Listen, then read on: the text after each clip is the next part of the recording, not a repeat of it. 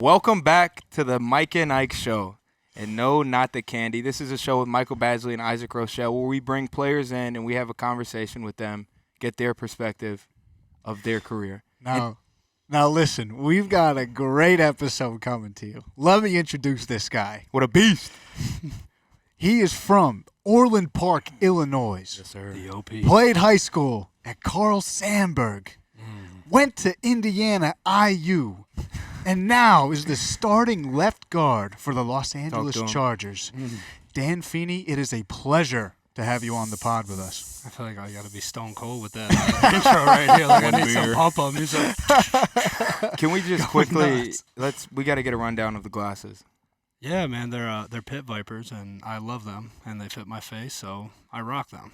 They're awesome. I think just to point out to the podcast, the glasses, if you're watching, the glasses, the backdrop, everything today and right now fits Feeney to a T.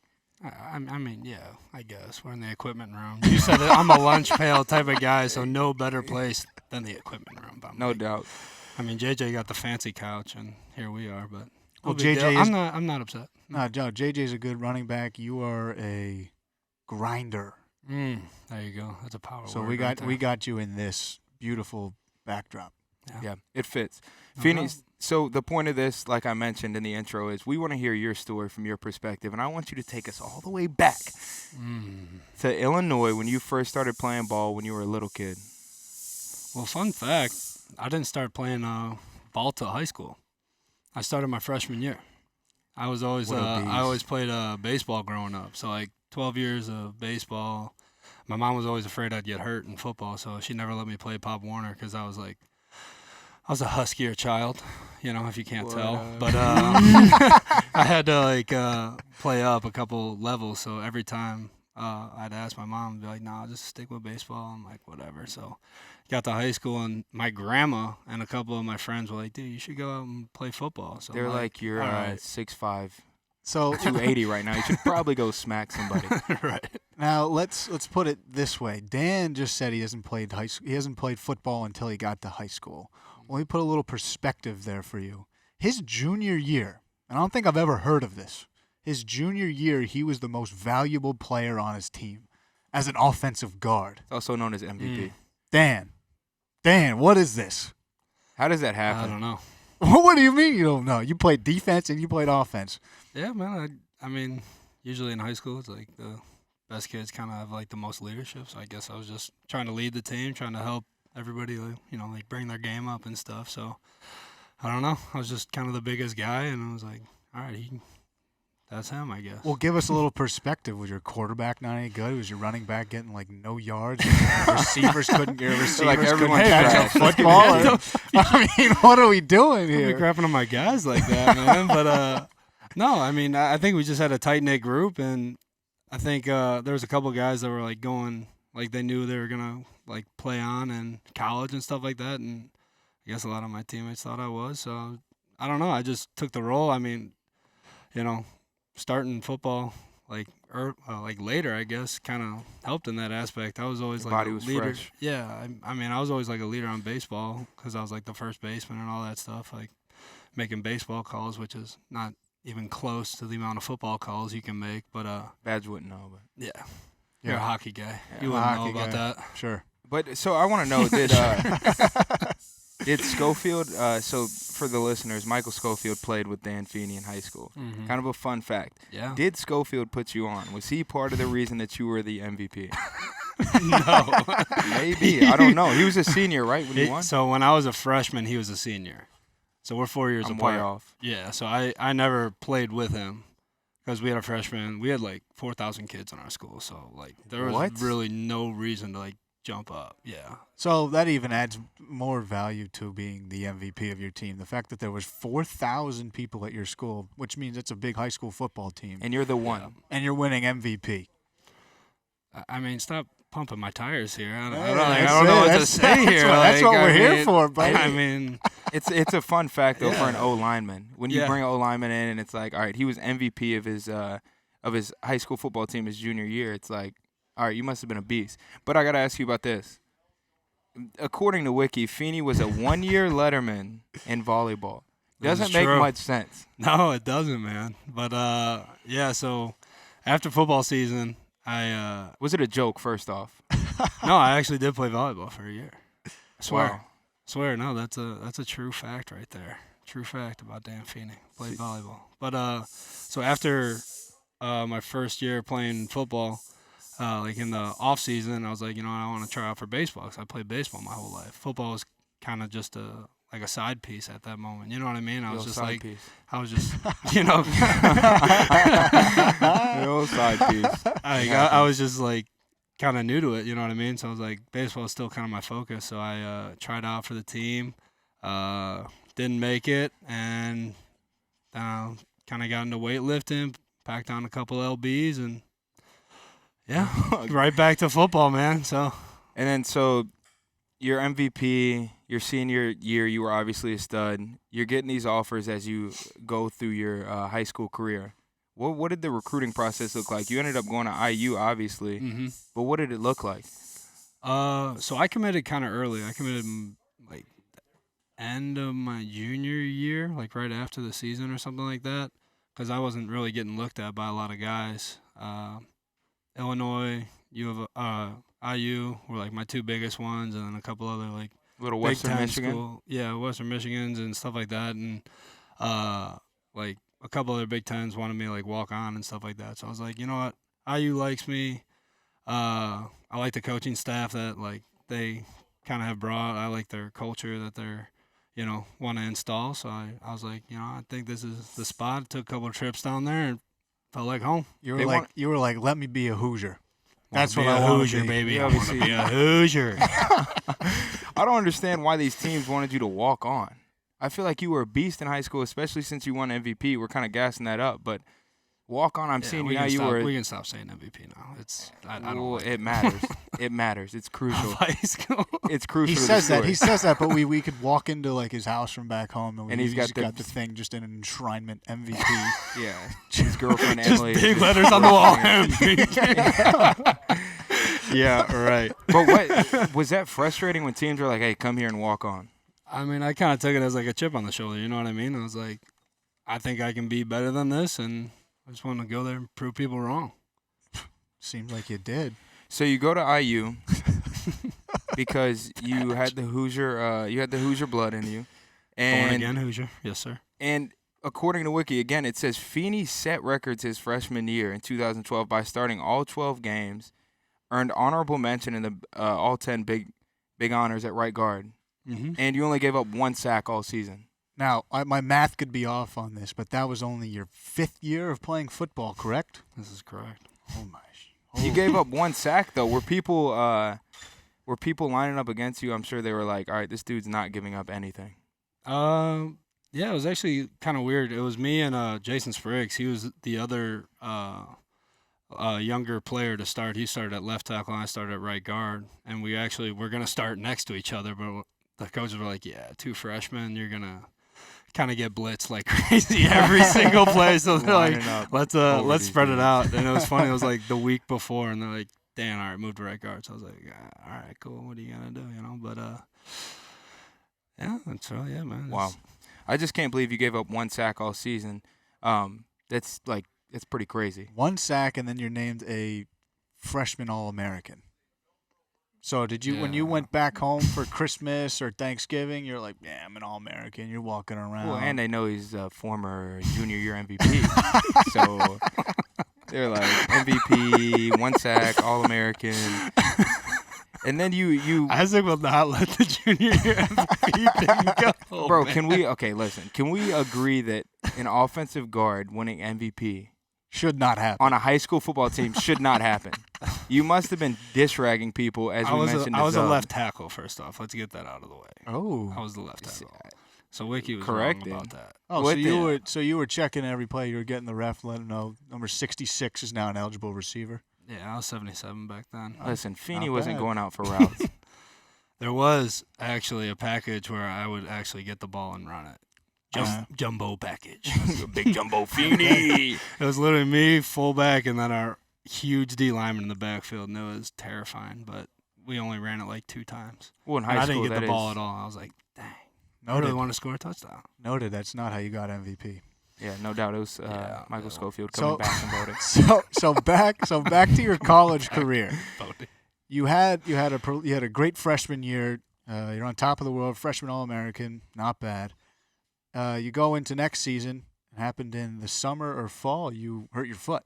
Yeah, it was the fall right before we started. So it was camp, little goal line play, and it was just absolute carnage in there. My foot got caught and went inside like that and smoked the ligament. There's the scars if you want to see it. Yeah, Boom. this is good. Boom. This is Oh my great. God. This is great radio. Flexibility too. This is great radio for the people listening because they can see everything. Shoot, you're right. It's radio. I got a beautiful face for radio, boys.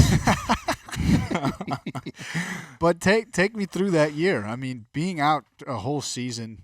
What is that like? I can't relate. Run me through that process. It's awful. It's the worst thing ever when you're hurt. Because it's like there's nothing. You feel like there's nothing you can do to like help your team win. You know what I mean? And it's, you just kind of feel like you're helpless. And at the same time, you're probably trying to. You're getting through rehab. You're going to the training room every day. You're trying to get better. No doubt. And everything built on top of that, you got to build up. Mentally. Mm-hmm. No doubt. Yeah. And it says a lot about an O-lineman, his response. Your first thought is, I can't do anything to help the team. Mm-hmm. And that's such an O-lineman mindset because as a D-lineman, I want to help the team. If I get hurt, I'm like, dang, I can't play. I want to get out and, get after a quarterback, whatever it may be. It's just interesting that you go, I can't help the team. What a beast. 2 different wavelengths, big cat. No, I love it though. And we're gonna move forward through this because Badge has some questions about the O-line lottery. But you pretty much went the rest of your college career and dominated. I mean, it seems like there were no slip-ups. Your O-line was named as the Big Ten's most underrated position group. No doubt. Do you feel like that was thrashing some boys back in the day? You feel like that was the old chip on the shoulder motivated you guys? Oh, 100%, man. We were a little spread no huddle, so we were pumping out like 90 plays a game, and our mentality was just like we're gonna physically beat people down. Oh my God. And just just pump out plays, and it's like, hey, we're gonna get smacked a couple times, but we're also gonna smack them more. So I mean, when you came back to the squad, you guys were setting records. I mean, you went for 3,200 rushing yards and right around 2,100 passing yards. Yeah, I mean that helps that the people that were rushing are also in the league. Shout out Tevin Coleman. Tevin. Jordan Howe. Wow. Yeah, but that's crazy though that you guys were just slept on like that. Badge doesn't understand this because he's a kicker, but 90 plays a game as a D lineman is horrible. Now listen, well, you're never gonna get 90 plays. You always go out and in, out and in. Oh, not in college. Man, there'd be drives where we'd literally see 3 different D lines, and we're like, wow. Y'all are fresh, and boys are hurting. Exhausted. And boys are hurting. Well, either way, in college, we were in the fire. At Notre Dame, we were like, I had games where I had 90-plus plays. But I'm just saying, that is brutal. Listen, Dan can agree with me. No one cares about Notre Dame football. Oh, just roasted. For the listeners, roasted. For the listeners, you're saying this because I just got on you about being a kicker.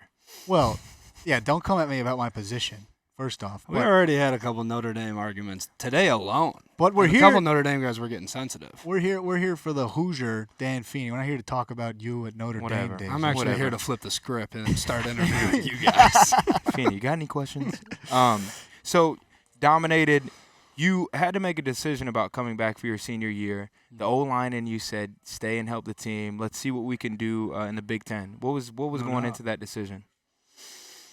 A little bit of everything. I asked my family, what they think, and they said, pretty much, you think you're ready to get to the NFL? I said, I think so, yeah. And they're like, well, why don't you go? I'm like, it just didn't feel like the right time, you know what I mean? Deep down, it just didn't feel right. I don't know, it just felt like I had to come back and prove a little bit more, get my grade up a little bit, but As you did. Now, did you have a couple guys on the line with you coming back as well, where you wanted to be with those? The Rotary had to do no that. doubt. So the guy came in with me and Jason Spriggs. We were really close buddies, and Colin Rurg and a ton of good dudes. But me and Jason, we came in together as rookies.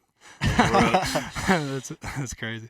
But we came in together as freshmen, and we were just like, let's take this thing over. You and me, let's get it. Let's get out here. Let's be the best, and let's roll. So my last year, my fifth-year option coming back, he left, but we had a couple other guys like Wes Martin, Simon Stepp, Brandon Knight. Guys that are just good dudes. And I was like, let's try and do it again. Yeah, let's roll with it. There truly is no brotherhood like offensive linemen. No doubt. So you come back. Offensive.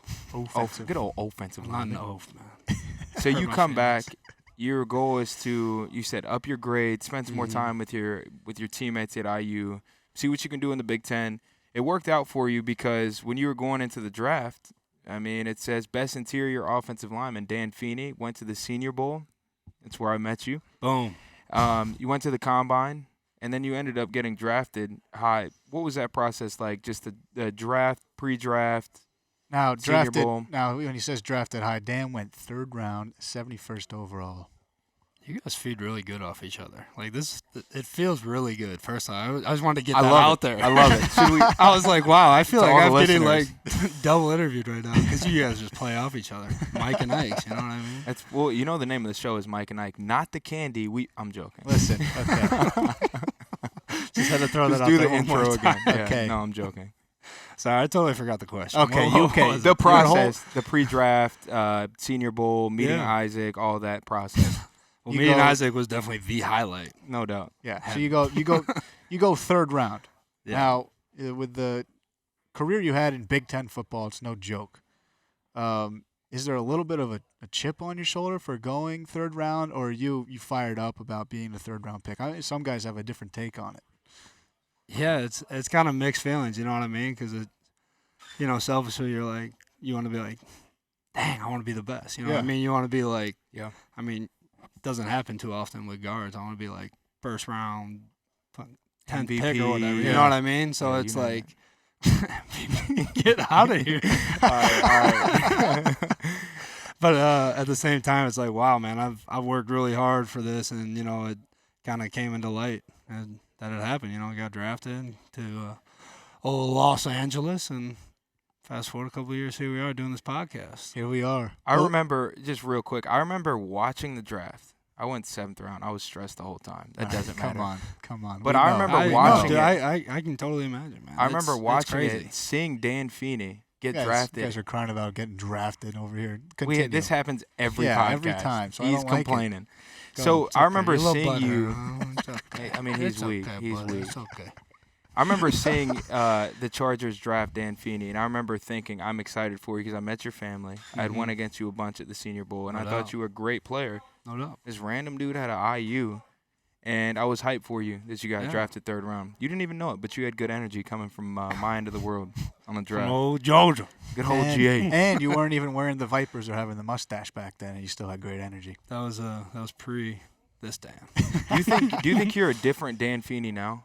I mean, you said came to LA. Now we're here 2 years later, 3 years later. Are you a different Dan Feeney now? What I Dan mean, Feeney I guess- rookie had the Vipers on? No way. Wow. No way. So we've I confirmed. grew up, baby. What a beast. I love it. I had a quick question for you, and then I'm going to let him ask about the O-line lottery. Feeney, do you consider yourself somebody that eats out a lot? Like goes out to dinner and stuff like that? Or Fast food, dinner, Kind anything. of everything. Anything. I try not to. I actually enjoy cooking, but I hate grocery shopping, so it's it's tough. So you hit the occasional fast food spot. No doubt. So if you had to give me your top fast food meal deal, what would it be? Where are you going, and what would it be? Example, Yeah. 4 for $4 from Wendy's, dollar menu from 4 McDonald's. for 4 is not enough for me. So it's- Okay, this is good. out of This the is way. good. I mean, 4 for 4, that will not suffice. My girlfriend Emily gets 4 for 4, and she can barely finish all the chicken nuggets. Wow. That's a lie. She eats all the chicken nuggets. All right, Feeney, we need an answer. I don't know. I think Chick-fil-A is hard to beat, man. They don't have a meal deal, though. They're not even open Oh, on we're Sunday. talking meal. I thought. Meal deal. First off, meal deal. You got $5 in your pocket, and you are starving. Oh man, that's tough. What's up, Leezy? Shout out to Leezy. He's our strength coach. Just walked in. Okay, man, had to give us a little. Get prep. your mind right. Scary, get a dog. Okay, what's it gonna be? Man, I love a double quarter pounder from McDonald's. There it is. Can't lie. There it is. Mickey D's, baby. All right. It's good, but it's like I feel like I'm cheating it because I love Chick-fil-A too, though, and I haven't been to McDonald's in forever. All right. Conclusion is Feeney's meal deal is one. This is it's Chick-fil-A too much of a sandwich. tough question because I don't get a meal. Like I get a couple meals. Spoken like a true lineman. Go ahead, Badge. Yeah, put anything in front of him, Dan will eat it. So, offensive line, I've always been extremely fascinated by just the whole Sounds like you're a line. scientist. But I'm serious, and I my locker's right in with you guys, and it's No the doubt. best thing ever. That's true. But kind of explain to these people what kind of brotherhood you not only have to create, but just what you guys have to do to become a true family. Because without an offensive line, the team's not any good. I mean, that's just my thing. The O-line's always been the heart of the team, and without a good one, the whole core of the team is not going to be any good. Wow, I mean, you summed it up. I mean, yeah, it's a deep question. It is, but explain how you walk into a situation. You're drafted, you're a third-round pick. You walk into an offensive line. How did you feel when you gotta become part of the unit? It's awesome, man. It's awesome when because O-line is just different from every position. You know what I mean? There's No 5 doubt. of us on the field at all times. Like D-line can be like the closest because they got like 4, but it's different for O-line because we're always doing like combos with people, and it's like you got to know how they move. It's so hard to put into words because it's like you just kind of got to be around them. You got to know how to communicate with your tackle and your center. Do you think a lot of that has to do with what goes on off the field? Because in our experience, I know Badge will agree with me, O-linemen are always together. In other positions, they're like, why are these dudes always together? It's kind of getting old, but We're you pack understand animals. it. We're pack animals for sure. And you think it matters. No doubt, man. No doubt. I mean, a lot of times we'll just go to like Chick-fil-A after this, crush a couple chicken sandwiches Shout or out whatever. to the meal deal. But I mean, it's never just like 1 or 2 guys. It's always like 5 or 6. I mean, It's just like I don't know, like our O-line group chat. Like we invite someone, and it's like, all right, everybody will join in type deal. Yeah. It's just how like I feel like most O-lines are like that. You know what I mean? You always kind of have to be a unit, no matter what you do. Do you think it has to do with just having like a common understanding that you guys have the uncommon job? You guys are out there, you guys score. They're not going Dan Feeney with the touchdown. Do you think it has to do with that? Because for us it's confusing. We're like, I again, can see these it dudes like are that. always together. Yeah, it's just like one of those grindy jobs. You know what I mean? But we love it. Well, We love doing it. and the way Dan puts it is like when they don't say touchdown Dan Feeney, he just like, well, it was MVP junior year, so I got that in my back pocket. He's like, I gotta start burning these papers. I mean, the papers are great. No, but it is one of those things. Like when Eckler scores a touchdown or Phil throws a dime to Keenan or something like that. It's like I helped, and that's good enough for me, man. Yeah, I think it definitely takes all you guys. But I mean, we were talking about it before we interviewed you. You're not in it before we interviewed it. I appreciate it. Not It a is doubt. it is so fascinating. I mean, like you and Pouncey come in here every day at what time? Like 5:45. He's in here like 5:30. I roll in at like 5:45. And you guys are side by side Yeah. on the field, and then you're 100%. always hanging out, lifting together. How much does what you guys do off the field in the weight room and spending time in there have to do with how you play? Yeah, man. It's just like knowing how to communicate with them. You know what I mean? That's like one of the things. But just being around guys, and knowing that they can trust you, knowing you can trust them, and it's so weird because it's like an unwritten bond. You know what I mean? You just kind of gotta be around them, be around the guys, and want to get better type deal. Like me and Pounce don't have to come in at 5:30. Like there's no reason to. Like there's another lift group later in the day, but we just do it because. Well, Pouncey comes in because he's old. He's got to stretch out. I mean, year 9, geez, man. But I come in because he does it. So I'm like, you know what? Let me tag along. Let me see if I can learn something from him. You know what I mean? He's a leader. Obviously, he's been on, Miami and here, and he's been to a couple Pro Bowls. And obviously, I want to, be a Pro Bowl, All Pro, whatever. Back down the road. So I just want to get as much information I can from him. I mean, he's a beast. And I feel like he's a guy who's super easy to learn from. 100%. And you know the thing is he he loves giving crap to everybody, Oh my gosh. He's always he's always on somebody, but that means he likes you. You know what I mean? That like he's testing you. He's seeing if you can handle the fire. Yeah. And if you can, he's like, okay. Then he'll kind of just point his gaze somewhere else, you know what I mean? Yeah. Which by the way, Mike Pouncey's been trying to get on this podcast for the past 3 weeks, just so the viewers know. I heard he had to pay to get on here. Yeah, we're like, listen, your money bags, Pounce. You're paying to get on the podcast. Absolutely. What, like 8 mil? Oh, I mean, geez. At least. 8 mil contract. It's a big podcast, baby. Do you look at somebody like Pounce, and again, this is about you, Feeney, not Pounce, but do you look at somebody like Pounce, and that's kind of what you want to be when you're a 9-year vet? No doubt. I mean, it's hard to mirror exactly what he wants, but you can kind of learn from everybody. Like, I had Slauson when I first came in here, and he's a huge dude, like 340. He's a unit. Yeah, he's like a huge offensive guard. So I tried to learn some of his techniques, and I'm like, dude, I can't do the things you do. You're just a way bigger dude than me.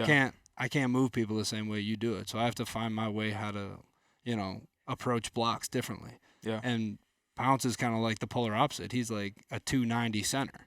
So he's always been a lighter guy. Yeah. So I guess I take a little bit more from that because I'm also a lighter guard. So I got to find ways how to approach blocks, how to do some savvy O-line stuff and, get it done. Yeah. I was also curious, and it's funny you brought up the lighter O-line thing. When I was thinking about this interview, do you think, because you would consider yourself a lighter guy, Pounce is a lighter guy, do you think that the football game and the O-line position is going towards a quicker, lighter O-lineman? Because it seems like that's what it looks like on paper. Mm-hmm. It really depends on, like, the scheme. Because some teams are old school. They'll be like, all right, we're running downhill, we're running power, and it's like, you need big old units. pigs. Yeah. You need big boys, or else it ain't going to work.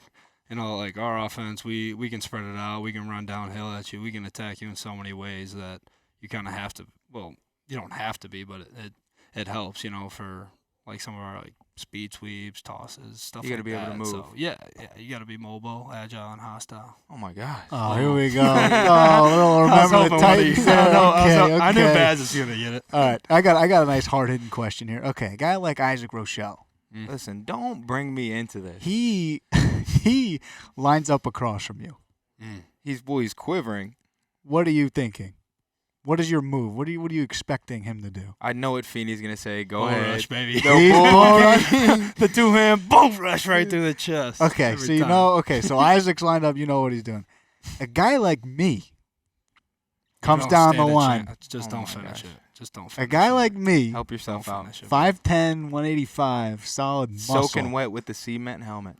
Cement. It's a big Steve. Comes and 100%. comes and lines up across from you.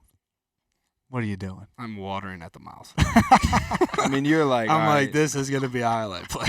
It has to be. If it's not a highlight play, I'm getting crap from the whole line. Now, I can't even imagine you in a stance. Like, at a 3-tech spot in a stance. I've seen it. He lined up the other day out there right before practice. Not bad. He's like, hey, Dan, what would you do if I'm right here? It's actually hilarious. I can't even imagine him next to Joe. It's like Joey, JJ, Bane, Badge. Like, all right, get this dude off the field. Big. You. Now, I kind of wanted to end this podcast talking about Dan's golf game, but he can only hit his 5-iron about $120, so we won't that even. Hurts, man. So that we hurts. won't even talk That's about tough. it. We won't even talk about it. You're really gonna do me like that on this I podcast? do. I do. You feel better about yourself now, Baz? Do you? But I do want to finish it with a story that you've told me. Now, I don't know if you're comfortable telling this story, but I think it might have been the start of when you're like, yeah, I should be a football player. I think I know what you're talking about.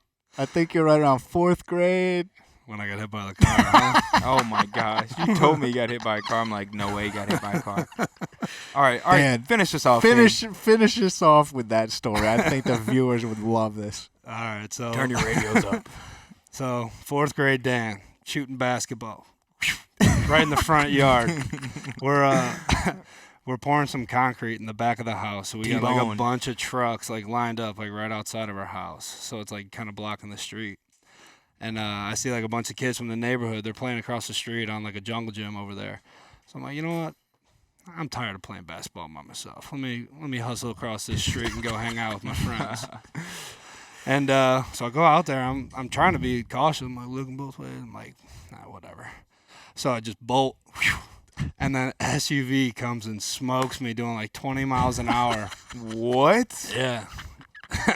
And obviously I get flat backed by this SUV. Bro, and I just like get road rash all on my back. I skidded like 10, 15 feet. Bro, were the people watching not like terrified? Like Feeney may or may not get up from this? I'm telling the story. Okay, go ahead. Go ahead. This man said, boy, if you don't back Yeah, let him finish, Ike. Let him finish. Sheesh. No, so I get smoked by the car, and I'm like, what the hell just happened? And I like army crawl onto my yard. Like, imagine a fourth grade dad, chubby little kid, Little army unit. crawling. And then I remember flipping over, looking at the sky. I'm like, what on God's earth just happened right now? Because, I mean, obviously I got stunned by this car. So then all the people across the street come bolting at me. The guy gets out of the car. He's like, hey, you all right? I'm like, I mean, yeah, I'm good. I'm dazed as can be. And then my sister, she's across the street. She comes running over in a panic. She's like, Dan, you all right? I'm like, yeah, I'm good. I'm like, she's like, I'm going to go get Mom. So she runs in the house, goes to my mom and dad, and they come out. My mom's panicking more than me. Like, I just got smoked by this car, mom. And I'm like, all right, let's tone it down a little, Mom. Oh, but as she should. As she should. 100%. be. If I saw a kid just get smoked by a car, I'd be panicking like crazy. So my mom comes out and going absolutely crazy. She's like, we gotta go to the hospital right now. So I'm like, okay. I get a bag of peas, throw it on the back of my head, and like I don't know if I must have like popped an artery or something in the back of my head. It was like 2 golf balls thick, like coming out of the back of my, and it was like squirting out blood like a fountain.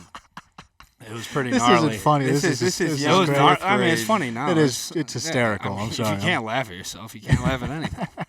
So I'm, yeah, there you go. No doubt. There we go. So I'm in the car, just gushing blood, got the peas on the back of my head. My mom's panicking the entire way to the hospital.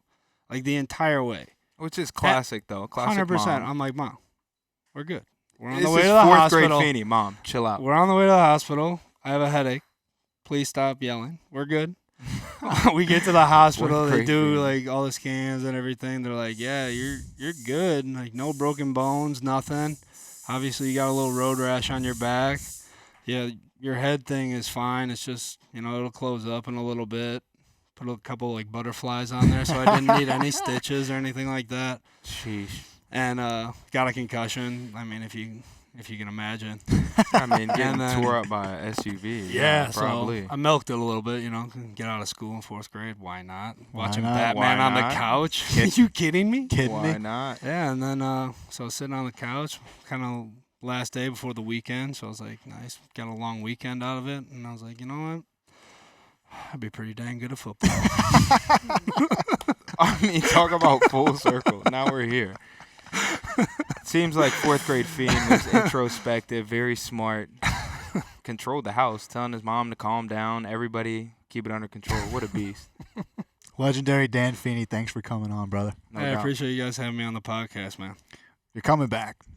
No doubt. Round 2? You have No to. doubt. Got to get some good stories ready. We'll bring some moral That's a alignment. tough one to top. Yeah, I think we'll bring some moral alignment with you. Yeah, I feel weird coming up here alone. honestly. No, that's just Spoken natural. like a true O-lineman, though. The brotherhood. No doubt, boys. All right, Fiend. Appreciate you. Well, I'll catch you guys in about 2 minutes after this podcast.